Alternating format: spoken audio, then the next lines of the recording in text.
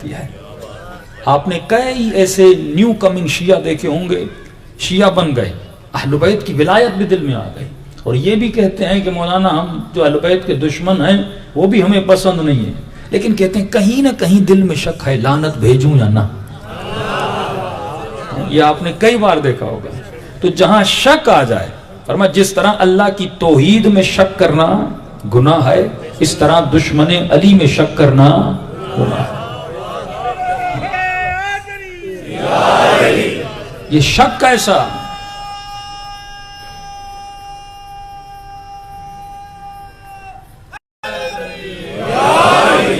قطعاً براءت میں شک نہیں کرنا.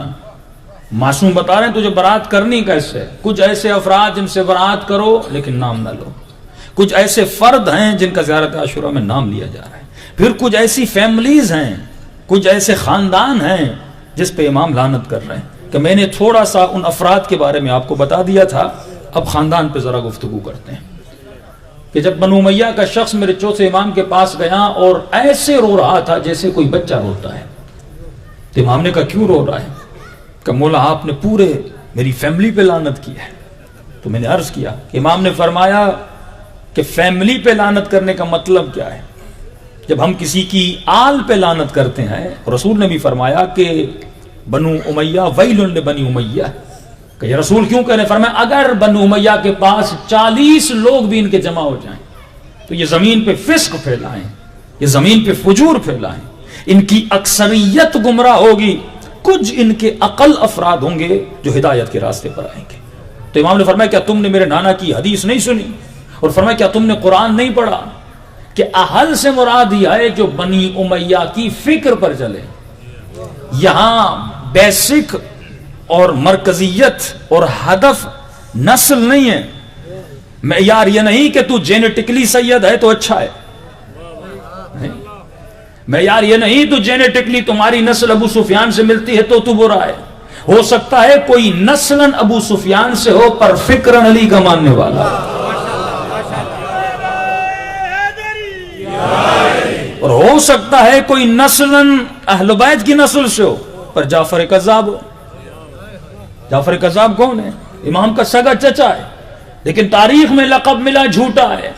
کیونکہ جب تک بندہ اللہ کی آئیڈیالوجی کو فالو نہ کرے تب تک وہ اس کا ہے، اور جب آئیڈیالوجی کو فالو کرتا ہے مولا فرماتے ہیں میرا ہے. فرمایا وہ شخص جعفر کذاب سے بہتر ہے، چاہے میری نسل سے بھی نہیں ہے پر حسین کی فکر کو لے کر چل رہا ہے، یہ علی کا بیٹا ہے.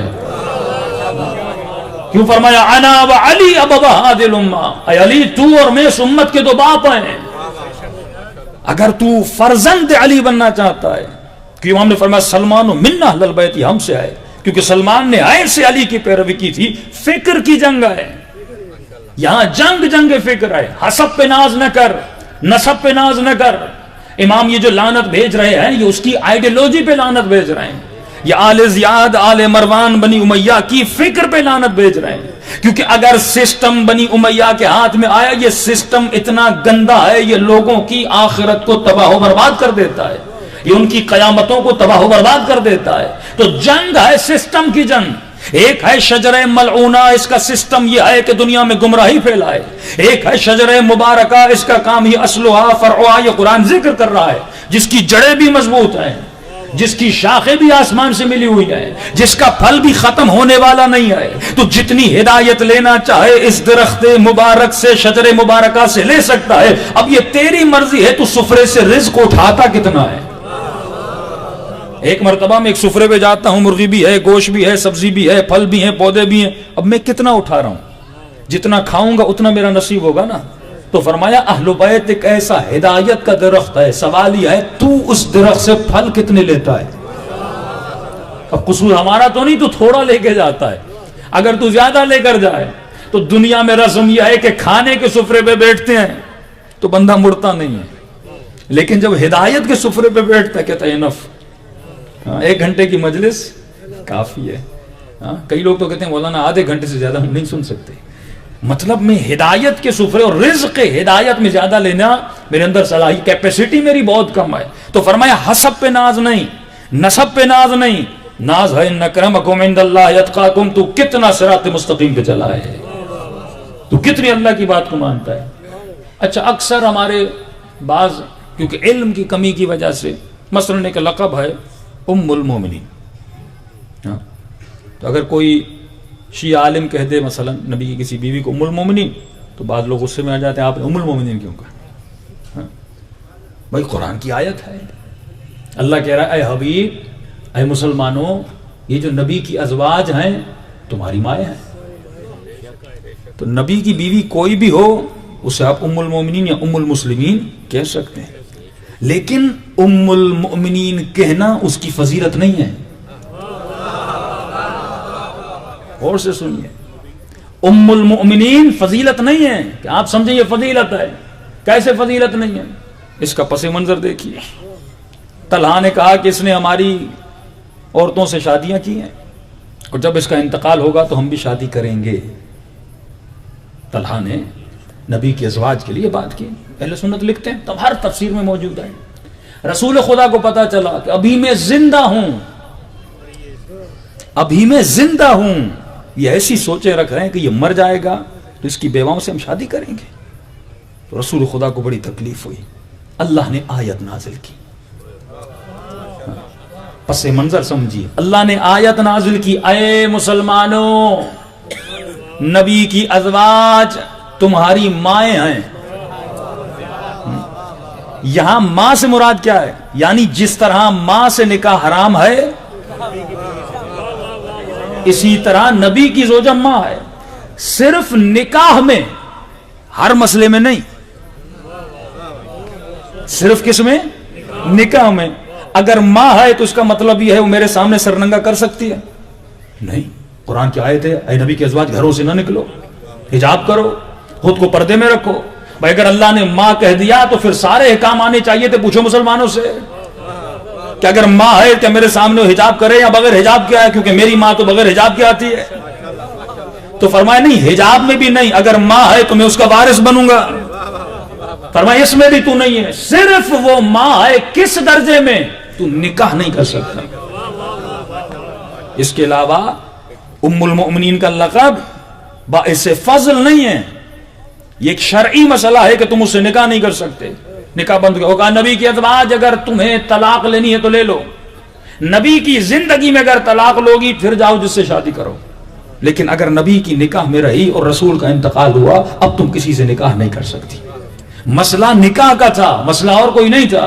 تو اس مسئلے کی بنیاد میں جس طرح ماں سے نکاح حرام ہے اس طرح نبی کی بیوی سے بھی نکاح حرام ہے. لفظ صحابی فضیلت نہیں ہے.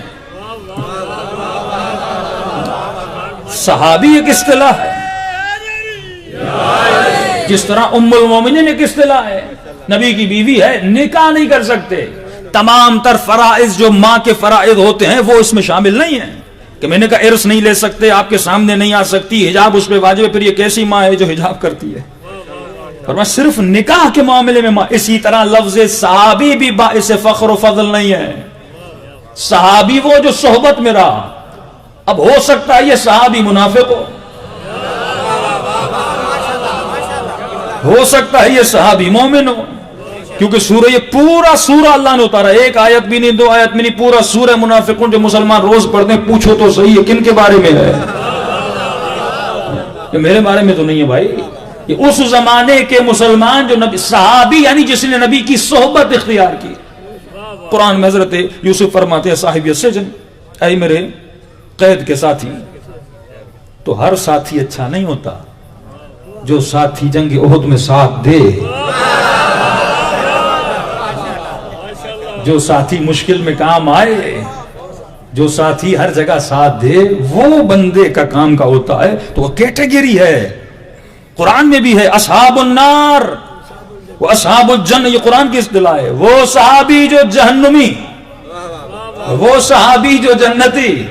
تو لفظ صحابی باعث فضل نہیں ہے. اس صحابی کی اگر سوچ مصطفیٰ سے ملتی ہے تو ہمارا سلام ہے.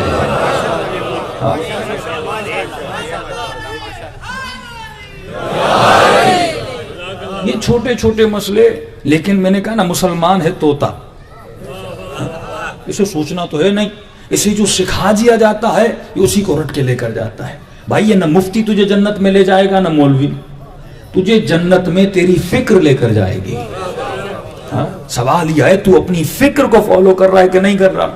سمپل چیزیں ہیں، اگر آپ ان پہ چلیں آپ کو پتا چل جائے گا. مثلاً اگر دو صحابی، کل میں نے کہا نا کہ 4 بزرگوار رضی اللہ عنہم، تو کہ مارنے والا بھی رضی اللہ، مرنے والا بھی رضی اللہ. ہم نے کہا بھائی کیسے ممکن ہے؟ کہ دیکھو تم شیعوں میں اجتہاد ہے کہ نہیں ہے؟ ہاں بھائی ہے.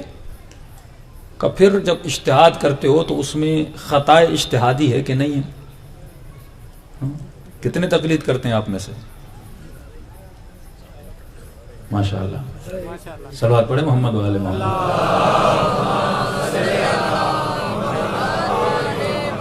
اور یہ جان لو تقلید نہیں کرتے تو نماز کا بھی کوئی فائدہ نہیں ہے. کیونکہ اگر تم لائن پہ نہیں ہو، نماز تو وہ بھی پڑھتے ہیں، لیکن ہم کیوں کہتے ہیں ان کی نماز ان کے منہ پہ ماری جائیں گی؟ کیونکہ نماز اس روٹ سے نہیں لیتے جس روٹ سے رسول نے کہا تھا. تو صحیح ٹریک پر ہوگے تو نماز بھی قبول ہے، روزہ بھی قبول ہے. بندہ 100 نمازیں پڑھے لیکن وضو نہ کرے، مقدمہ نماز ہے وضو. بندہ 100 نمازیں پڑھے، نہا کے صاف ستھرا ہو کر آئے، مولانا میرا جسم پاک، میرے کپڑے پاک، نماز پڑھتا رہے اور پوچھو وضو کیا تھا؟ وضو نہیں کیا تھا. کوئی ایسی نماز کسی کام کی نہیں جب تک مقدمہ نہ ہو. تقلید ایک مقدمہ ہے عبادت کے دروازے میں داخل ہونے کا، کہ تو نماز پڑھ رہا ہے کس سے پوچھ کے پڑھ رہا ہے؟ دوسری تیسری رکعت میں شک ہو جائے تو کس کے پوچھے گا؟ تو کسی نے کہہ دیا قبلہ میں حضرت عباس کی تقلید میں ہوں. میں کس کی تقلید میں ہوں؟ میں نے کہا بھائی بڑی بات ہے، یعنی تم اتنے قابل ہو کہ حضرت عباس تم سے ملتے ہیں. حضرت عباس کی تقلید میں مسئلہ یہ ہے کہ یعنی میں جب بھی فقہی مسئلہ آئے تو حضرت عباس اویلیبل ہونے چاہیے نا، میں حضرت عباس سے ملوں. میں نے کہا بڑی بات ہے، چلو تم حضرت عباس سے ملتے ہو، یہ اتنے لوگ تو نہیں ملتے، یہ کیا کریں؟ اگر میں امام زمانہ سے مل رہا ہوں لیکن یہ اتنے لوگ نہیں مل رہے، یہ کیا کریں؟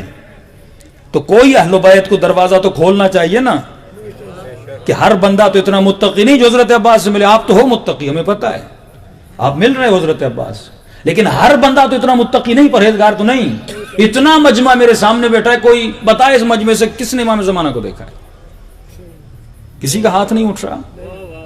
اس کا مطلب 95 نہیں تو 99% لوگ امام کی زیارت سے محروم ہیں.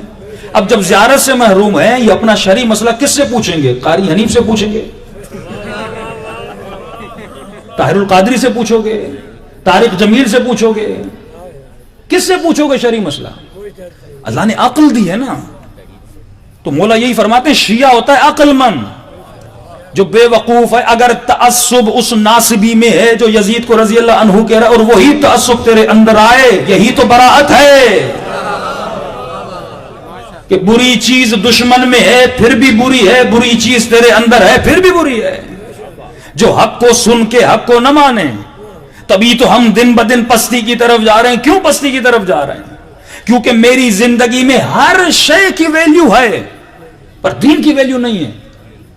میرا بچہ بیمار ہو جائے، خدا نہ خواستہ کینسر ہو جائے، مولانا کس ڈاکٹر کو دکھاؤں؟ کہ فیصل آباد کا یہ ڈاکٹر اچھا ہے، دل مطمئن نہیں ہو رہا. کراچی کا وہ ڈاکٹر اچھا ہے، دل مطمئن نہیں ہو رہا. انگلینڈ فون کر رہا ہوں، UK فون کر رہا ہوں، بچے کی جان بچانی ہے. 100 ڈاکٹروں کو فون کرتا ہوں اس کا جسم بچ جائے، اور جب میرے دین کا مسئلہ ہوتا ہے ہر ایرے غیرے کے در پہ چلا جاتا ہوں. کیونکہ دین کی ویلیو نہیں ہے. مؤذن سے بھی پوچھ لیا، ذاکر سے بھی پوچھ لیا، ہاں بھائی کیا کرنا ہے، کون سا مسئلہ ہے؟ اس کا مطلب میری زندگی میں دین کی ویلیو نہیں ہے. تو عقل کا تابع ہے. جب لوگوں نے علم کی طبیعت یا علم کی اتباع کی تب وہ علی والے بنے. جب انہوں نے ہر ایرے غیرے کو منبر پہ آنے دیا تب وہ یزیدی بنے. جب تو باب مدینۃ العلم کا ماننے والا ہے تو تجھے عالموں کے پیچھے جانا ہوگا، جاہلوں کے پیچھے نہیں جانا ہوگا.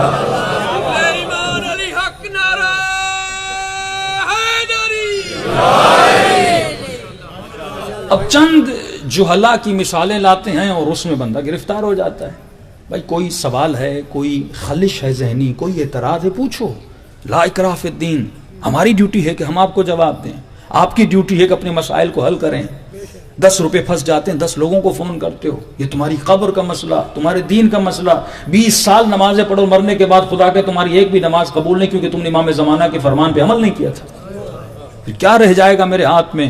میری مجلسیں، میری نمازیں ساری تباہ و برباد ہو جائیں گی۔ تو تمہیں اسی روٹ سے آنا ہے۔ صراط المستقیم کا مطلب یہ ہے کہ تمہارے ایمان میں زگ زیگ ہونا نہیں چاہیے، تمہارا راستہ مکمل اور سیدھا ہونا چاہیے۔ تو کہا کہ بھائی قاتل بھی رضی اللہ، مقتول بھی رضی اللہ۔ کہ آپ شیعوں میں اجتہاد ہے کہ نہیں ہے؟ کہ پھر آپ کے خطا اجتہادی کا تصور ہے؟ ہم نے کہا ہے۔ خطا اجتہادی کیا ہے؟ مثال کے طور پہ آپ ہو روزے کی حالت میں، اور روزے کی حالت میں آپ گئے سوئمنگ کرنے، اور سوئمنگ کرتے کرتے آپ نے ڈبکی لگائی پانی میں۔ فقہی مسئلہ ہے کہ جو روزے کی حالت میں پانی میں سر ڈالتا ہے اس کا روزہ باطل ہے۔ اب جب تقلید نہیں کرو گے تو روز نہاتے رہو گے سوئمنگ پولوں میں، اور قیامت میں جاؤ کہ خدا میں نے اتنے روزے رکھے، اللہ کہے گا روزہ تو تیرا ٹوٹ چکا تھا۔ فَاسْأَلُوا أَهْلَ الذِّكْرِ إِن كُنتُمْ، حکم قرآن ہے میرا نہیں۔ فَاسْأَلُوا، پوچھ، اہل الذکر، اہل ذکر سے جو اہل علم ہیں، ان کنتم لا تعلمون، اگر تمہیں کسی مسئلے کا پتہ نہیں ہے۔ بیمار ہو تو ڈاکٹر سے پوچھ، گھر بنانا ہے تو انجینئر کو بلا۔ ہے کوئی ایسا انسان جس کی بھینس بیمار ہو جائے اور انسانوں کے ڈاکٹر کو لائے؟ تجھے اتنا بھی پتا ہے کہ اینیمل ڈاکٹر لانا ہے، حیوانوں کے لیے حیوانوں کا ڈاکٹر ہے، انسانوں کے لیے انسانوں کا ڈاکٹر ہے، لیکن دین کے لیے تو ہر حیوان کے پاس چلا جاتا ہے۔ صائنن لنفسہ، پہلی شرط امام بتاتے ہیں جب تجھے شرعی مسئلہ آئے، امام زمانہ توقیع میں فرماتے ہیں اس کے پاس جاؤ جو صائنن لنفسہ ہو، جس نے اپنے نفس کو ہوا و ہوس سے بچایا ہوا ہو، جو متقی اور عادل ہو، جو ہوا و ہوس کا پیروکار نہ ہو، علی اور مہدی کا پیروکار ہو، جس کی نماز کو دیکھ کر تجھے حجت خدا کی نماز یاد آئے۔ لوگ 3 گھنٹے پہلے آیت اللہ بہجت کے پیچھے مصلی لگا لیتے تھے کہ ہمیں ایک نماز اس بندے خدا کے پیچھے نصیب ہو جائے، وہ نماز جس میں گریا، جس میں یاد خدا ہوتی تھی، چہرہ دیکھتے تھے تو لوگ روتے تھے۔ تو ارے جس علی کے غلام کے چہرے میں اتنی رقت ہے، اس مولا علی کے چہرے میں کیا ہوگا؟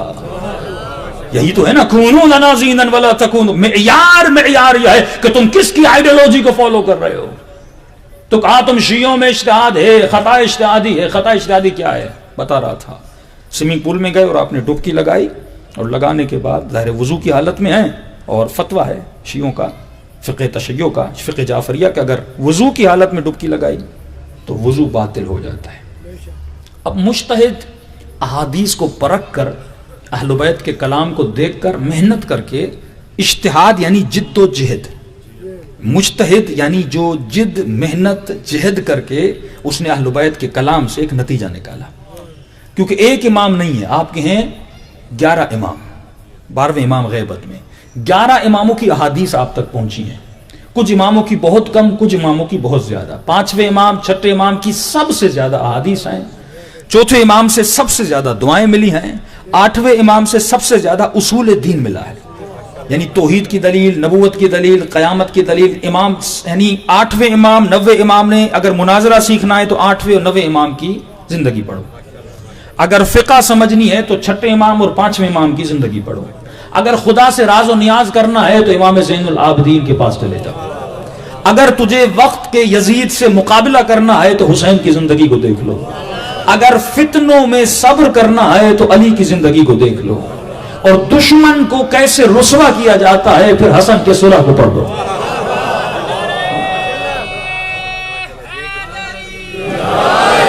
پورا مجموعہ ہے اہل بیت کی زندگی، ہر فیز میں اہل بیت نے شیعوں کو کچھ نہ کچھ رزق دیا ہے کہ جب پھنسو یہ کرو، یہ کرو، یہ کرو، پورا سسٹم ہے، اس کے لیے اشرا ہونا چاہیے زندگی اہل بیت پہ کہ اہل بیت نے اپنی زندگی میں کیا کیا تاکہ شیعوں کو پتہ تو چلے۔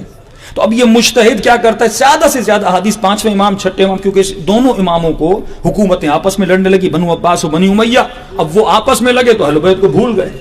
اس وقت میں اہل بیت نے بڑا فائدہ لیا اور انہوں نے اپنی درسگاہ، اپنے مکتب، فرماتے ہیں 6000 اسٹوڈنٹ تھے صرف 6ٹھے امام، 6000 اسٹوڈنٹ ڈیلی آتے تھے، مولا کا درس سنتے تھے۔ امام نے جتنا چاہا اپنے مکتب کو اور فکر الہی کو پھیلانے کی کوشش کی اور ماشاءاللہ پھیلائی بھی۔ اب احادیث اہل بیت کو پرکھتے ہیں، پرکھنے کے بعد ان کو ایک نتیجہ ملتا ہے. مثلا وضو کیسے کرنا ہے دیکھتے ہیں امام رضا نے کیا کہا, امام محمد باقر نے کیا کہا, امام جعفر صادق نے کیا کہا. تمام تر معصومین کی روایت کو دیکھتے ہیں. کبھی کبھی روایات میں فرق ہوتا ہے کہ یہ معصوم کی روایت مل رہی ہے کہ معصوم نے کہا ایسے کرو, اس معصوم کی روایت ملی اس نے کہا نہیں ایسے کرو. حالانکہ ہمارے عقیدہ اولنا محمد, اوسطنا محمد, آخرنا محمد, تو یہ عقیدے کے خلاف ہے. دو معصوم الگ الگ بات کیسے کر سکتے ہیں؟ تو اب ہمیں دیکھنا پڑتا ہے کون سا راوی سچا ہے. کہیں ایسا تو نہیں اس نے معصوم پہ الزام, کیونکہ ڈائریکٹ معصوم سے مجھے کچھ نہیں مل رہا, میں نے بات کی, آپ نے سنی, آپ نے فلاں کو کی, فلاں نے فلاں کو کی, 10 لوگ بیچ میں آ گئے. اب ہو سکتا ہے بیچ میں کوئی ناصبی ہو سکتا ہے بیچ میں کوئی غالی ہو سکتا ہے بیچ میں کوئی مقصر ہو, اس نے حدیث کو توڑ مروڑ کے پیش کیا ہو, تو مجھے معصوم کے کلام کو پرکھنا پڑتا ہے. اور اس میں کبھی کبھی یہ ہوتا ہے کہ مجتہد سے غلطی بھی ہو جاتی ہے, کیونکہ معصوم کا کلام ہوتا نہیں لیکن اس کو کلام معصوم سمجھ لیتا ہے. راوی بھی بیچ میں اچھا ہوتا ہے. اب اس کے اپنے اصول ہیں. اب مجتہد نے مثال دے رہا ہوں, اس نے فتویٰ دیا کہ بھائی روزے کی حالت میں اگر سر کو پانی میں ڈالو گے تو روزہ باطل ہے. ایک حکم وہ ہے جو مجتہد دیتا ہے, کبھی کہتا ہے احتیاط, کبھی کہتا ہے واجب, ٹھیک ہے. ایک مجتہد نے کہا باطل, دوسرے مجتہد نے مثلا کہا باطل نہیں ہے. اس نے بھی حدیث سے لیا, اس نے بھی حدیث سے لیا. اس کی نگاہ میں یہ راوی سچا تھا, اس کی نگاہ میں یہ راوی سچا تھا. دونوں نے میرے نزدیک یہ موثق, اس کے نزدیک یہ موثق. ایک حکم وہ ہے جو مجتہد دیتا ہے, ایک حکم وہ ہے جو لوح محفوظ میں لکھا ہوا ہے. اللہ کی سنت کبھی بدلتی نہیں ہے, شریعت کبھی بدلتی نہیں ہے. ایک وہ شریعت جو خدا نے لوح محفوظ میں لکھی, ایک وہ شریعت جو میں نے احادیث سے لی. ابو حنیفہ نے یہ لیا کہ رسول ہاتھ باندھ کے نماز پڑھتے تھے, تو وہ ہاتھ باندھ کے پڑھ رہے ہیں, اس نے فتویٰ دیا, وہ بھی مجتہد تھا. امام نے کہا نہیں رسول ہاتھ کھول کے پڑھتے تھے, تو ہم نے ہاتھ کھول کے پڑھی, وہ بھی روایت لا رہا ہے, ہم بھی روایت لا رہے ہیں. لیکن میری نگاہوں میں امام جعفر کیونکہ صادق ہیں, جن کا لقب ہی صادق ہے, اور میری نگاہ میں یہ استاد ہیں, وہ شاگرد ہے, تو عقل یہ کہتی ہے علم اس سے لو جس نے پڑھایا ہے, اس سے نہیں لو جس نے پڑھا ہے. تو میں نے چھٹے امام سے اپنی فقہ کو لیا, قصور ان کا بھی نہیں, جھگڑا فقہی نہیں ہے. اصل جو بندہ جس بیس پہ جہنم و جنت میں جاتا ہے وہ عقیدے کی بنیاد پہ. اگر وہ ہاتھ باندھ کے نماز پڑھ رہا ہے, ابو حنیفہ نے کہا اس کے پیچھے بھی حدیث ہے, اس کی نماز صحیح ہے. میں ہاتھ کھول کے پڑھ رہا ہوں, میرے پیچھے بھی حدیث نبوی ہے, میری نماز بھی صحیح ہے. کوئی سینے پہ رکھ رہا ہے, اس کے پیچھے بھی حدیث نبوی ہے, وہ بھی حدیث نقل کر رہا ہے, وہ بھی صحیح ہے. اصل جو بیسک جھگڑا ہے وہ ہے عقیدے پر, وہ ہے تولا اور تبرہ پر. کیا تو دشمن خدا کو دشمن خدا سمجھ رہا ہے کہ نہیں؟ کیا تو اللہ کے دوست کو اللہ کا دوست سمجھ رہا ہے کہ نہیں؟ بیسک جو جھگڑا ہے وہ عقیدے پر ہے کہ تم صحیح عقیدہ اپناؤ, کیونکہ صحیح عقیدہ تجھے جنتی بناتا ہے, غلط عقیدہ تجھے جہنمی بناتا ہے. اب اس نے فتویٰ دیا دین خدا کا تو ایک تھا, اس دین کا جو نچوڑ ہے وہ لوح محفوظ میں. اب لوح محفوظ میں لکھا ہے کہ سر پانی میں ڈالنے سے روزہ باطل ہوتا ہے یا نہیں ہوتا. اب میں نے فتویٰ دیا کہ روزہ باطل ہوتا ہے, اور میں نے خلوص میں محنت کر کے حدیث کو دیکھ کے یہ نکالا کہ روزہ باطل ہو جاتا ہے. لیکن لوح محفوظ میں لکھا تھا کہ روزہ باطل نہیں ہوتا, تو اس کو کہتے ہیں خطا اجتہادی. میں نے اجتہاد تو کیا لیکن اس کے باوجود میں نے خطا کی. سنی شیعوں کا ایک ہی عقیدہ ہے, جو خطا اجتہادی کرتا ہے اسے ایک جزا ملتی ہے, سزا نہیں, جزا دیتا ہے خدا, کیونکہ اس نے محنت تو کی ہے. اب ایک دوسرا مجتہد ہے, اس نے فتویٰ دیا کہ مثلا روزہ باطل نہیں ہوتا, حالانکہ ہوتا ہے, میں مثال دے رہا ہوں, روزہ باطل نہیں ہوتا, اور لوح محفوظ میں بھی لکھا تھا کہ روزہ باطل نہیں ہوتا. اس نے جو فتویٰ دیا وہ عین وہی تھا جو لوح محفوظ میں لکھا تھا. اس کو 2 جزائیں ملیں گی. بات سمجھ رہے ہیں نا میری؟ جس نے خطا کی پھر محنت کی لیکن پھر بھی خطا کی, اسے ایک جزا. جس نے خطا نہیں کی وہی کیا جو لوح محفوظ پہ لکھا تھا. وہ اللہ کو پتا ہے کیا لکھا تھا, ہمیں بھی نہیں پتا, مجتہد کو بھی نہیں پتا, لیکن اللہ کے علم میں ہے کہ اس نے صحیح فتویٰ دیا. اسے کتنی جزا ملیں گی؟ 2 جزا. اب وہ نتیجہ نکالتے ہیں, بھائی یہ تیرا بھی عقیدہ ہے, یہ ہمارا بھی عقیدہ ہے. علی اور معاویہ میں ہوئی جنگ, حق پہ کون تھا؟ علی. معاویہ نے کیا کی؟ خطا اجتہادی, تو اس کو بھی ایک جزا ملے گی. سمجھ رہے میری بات کہاں پہ انہوں نے لا کے کھڑی کر دی. اور علی حق پہ تھے، علی کو 2 جزائیں ملیں گی، مولا امیر کو 2 جزائیں اور معاویہ کو 1 جزا، عمار حق پہ تھا، عمار کو 2 جزائیں، اور جس نے عمار کو مارا اسے بھی 1 جزا ملے گی، کیونکہ یہ کیا تھی؟ خطا اجتہاد تھی۔ میں بڑا پریشان تھا اس مسئلے پہ، سیدھی بات بتاؤں کہ میں اس مسئلے کو حل کیسے کروں، کیونکہ ہمارے یہاں بھی ہے، اب جو عقیدہ ہمارے یہاں ہے ہم اس کو کیسے ختم کریں۔ تو میں نے اپنے استاد سے کہا، میں نے کہا قبلہ یہ بڑا مسئلہ ہے، میں سوچ رہا ہوں کہ خطا اجتہادی کے مسئلے کو اتنا چھیڑوں کہ تاکہ یہ جتنی غلط فہمیوں میں ہیں، اب خطا اجتہادی ختم ہو گئی، سارے شیعہ بن جائیں گے۔ یہ مسئلہ ایسا ہے، اس کو اگر تم کلیئر کر دو تو دنیا شیعہ بن جائے۔ تو میں نے اپنے استاد کو کہا قبلہ، انہوں نے سمپل، انہوں نے کہا یہ کون سی بڑی بات ہے؟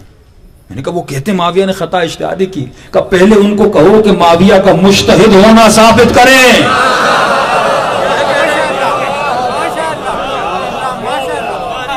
خطا اجتہادی اس کی خطا ہے جو مجتہد ہو، کہ معاویہ مجتہد کب تھا؟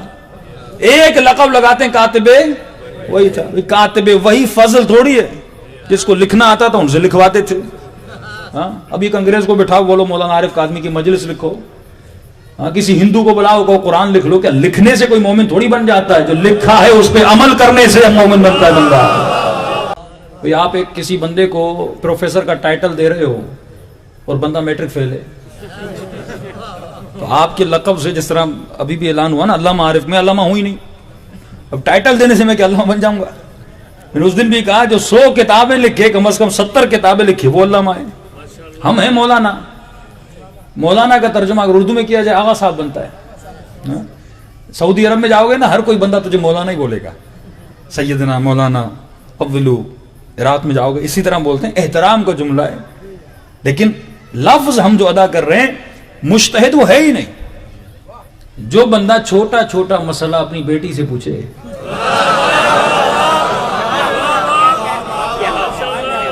اسے آپ مجتہد نہیں کہہ سکتے۔